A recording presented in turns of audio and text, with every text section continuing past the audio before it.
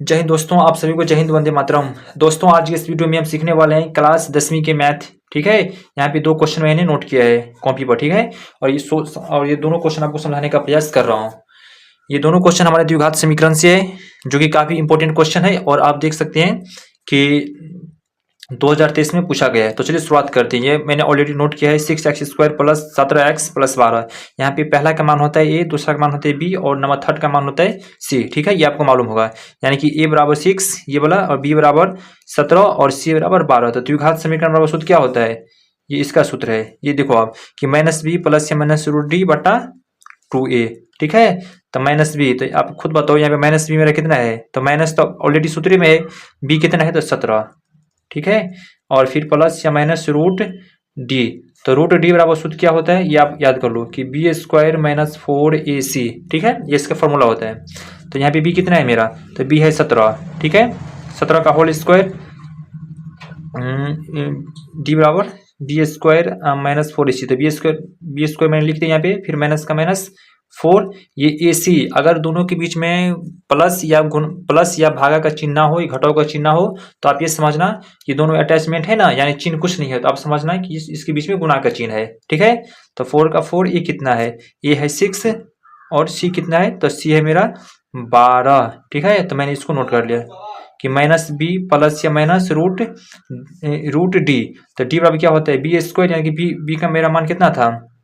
b का मान था 17, तो मैंने उसको स्क्वायर कर दिया। फिर -4ac, 4 की सूत्री में है, फॉर्मूला में ऑलरेडी पहले से, और फिर a कितना है? तो 6 और c कितना है? तो 12।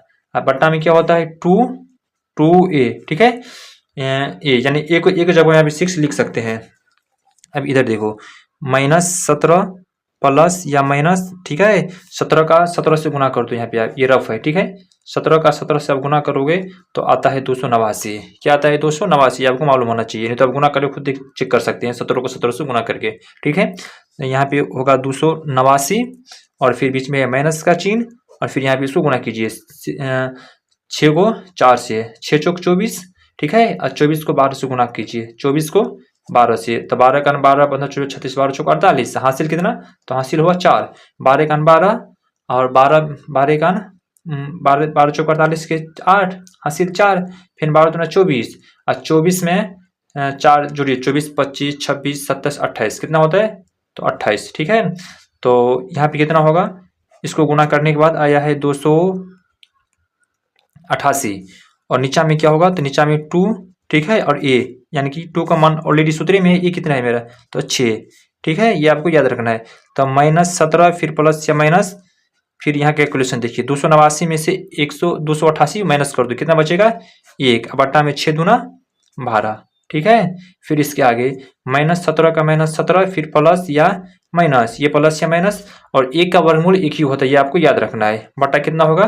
12। 1 का वर्गमूल किसी भी संख्या का 1 ही होता है।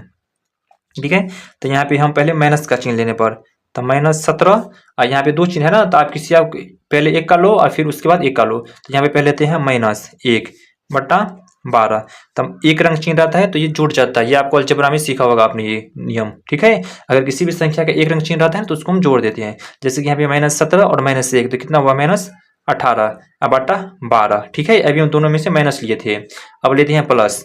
-17 ऑलरेडी पहले से है, और फिर यहाँ पे माइनस नहीं लेकर हम लेते हैं प्लस 1 बटा 12। ठीक है, यहाँ पे एक रंग चिन्ह नहीं है यहाँ पे, यानी कि ये है माइनस में 17 और ये है प्लस में। एक रंग चिन्ह नहीं रहने पे घटा देते हैं, लेकिन चिन्ह लिखते हैं बड़ा संख्या का। तो 17 में से 1 माइनस कर दो, कितना बचेगा? 16। लेकिन चिन्ह किसका होगा? बड़ा संख्या कौन है? 1 और 17 में, तो यहाँ पे है 17, तो 17 के पीछे होगा माइनस बटा 12। ठीक है, तो दोस्तों ये दोनों हुआ आंसर। ये क्वेश्चन का दोनों का मूल क्या हुआ? एक मूल है 18 -18 बटा 12, और एक है -16 बटा 12। ठीक है, ये दोनों का आंसर हो गया। अब देखते हैं अगला क्वेश्चन। ठीक है, अब देखिए ये वाला क्वेश्चन, द्विघात समीकरण, ये भी सेम चैप्टर से क्वेश्चन है। द्विघात समीकरण 4x² - 5x + 3 = 0 का विविक्तर निकालिए। ठीक है, और फिर मूलों की प्रकृति निकालिए। दोस्तों यहाँ पे आपको ये समझना है कि मूलों की प्रकृति, यानी कि जब d बराबर होता है 0, तो मूल क्या होगा? तो मूल होगा वास्तविक और समान। वास्तविक, ये आपको वास्तविक तथा समान। ठीक है, वास्तविक और समान मूल कब होता है? जब डी का मान होता है 0 और डी बराबर क्या होता है वो अभी मैंने आपको ऊपर बताया हूँ, ठीक है, यानी कि बी स्क्वायर माइनस 4ac, बस इतना ही आपको याद रखना है। डी स्क्वायर बराबर बी स्क्वायर माइनस 4ac।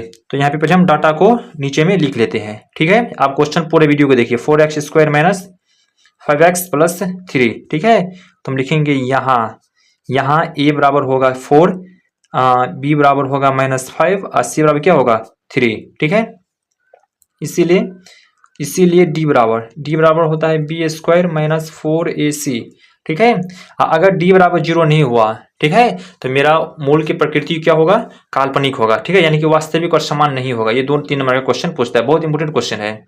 तो डी का मान पर हम निकाल के चेक कर लेते हैं। तो बी मेरा कितना है? -5, इसका होल स्क्वायर, ठीक है, 4। अब मैंने अभी बताया आपको कि अगर संख्या जैसे कि कोई भी डाटा रहेगा संख्या, अगर उसके बीच में प्लस और माइनस भागा का चिन्ह रहे तो आप ये समझना है कि वो ऑलरेडी गुणा में है। जैसे कि यहाँ पे देखिए 4ac, यानी इसके बीच में ना तो प्लस है, ना तो भागा है, ना तो घटाव है, ठीक है। तो हम क्या समझ लिए कि ये किस चीज में है? ये पूरा मान है गुणा में। तो सूत्र मेरा क्या था कि बी स्क्वायर माइनस 4ac, 4 ए कितना है? तो ए है 4, ठीक है, सी कितना है? तो 3, ठीक है। ये दोनों को आपको कैलकुलेशन करना है। -5 गुने -5, ठीक है, -4 गुने 4 गुने 3। तो माइनस माइनस क्या होगा? प्लस, यानी कि 25 -4 चौका 16 और 16 तिया 48, ठीक है। अब यहाँ पे चेक कीजिए आप, 48 में से 25 को घटाइए तो 8 में से 5 गया तो 3, 4 में से 2 गया तो 2, यानी कि 48 में से 25 माइनस करेंगे तो कितना होगा? आंसर होगा 23। लेकिन यहाँ पे खुद आप चेक कीजिए कि 25 और 48 में बड़ा संख्या कौन है? तो बड़ा है 48, इसके पीछे क्या लगा है? माइनस। यहाँ पे क्या डालेंगे हम? माइनस, यानी कि चूंकि हमारा डी का मान क्या आया? -23। मैं आपको क्या बोला था शुरुआत में कि अगर डी का मान होगा 0, ठीक है, अगर सपोज दैट मेरा डी का मान 0 आता तो मूल की प्रकृति क्या थी? वास्तविक और समान। अब यहाँ पे डी का मान क्या आया है? -23, ठीक है। इसलिए हम लिखेंगे चूंकि डी का मान -23 है, अतः मूल की प्रकृति काल्पनिक होगी, वास्तविक और समान नहीं होगी, ठीक है। यही होगा इसका आंसर। तो दोस्तों आप बताइए कि आपको दोनों सवाल क्वेश्चन कैसा लगा, ठीक है। अगर वीडियो अच्छी लगी तो चैनल को सब्सक्राइब कीजिए। 10वीं का 9, 10th, ठीक है, मैथ से संबंधित और सभी सब्जेक्ट आपको इस चैनल पे देखने को मिलेगा, ठीक है। धीरे धीरे सभी सब्जेक्ट का वीडियो इस पर हम डालेंगे, इसलिए आप चैनल को सब्सक्राइब कीजिए।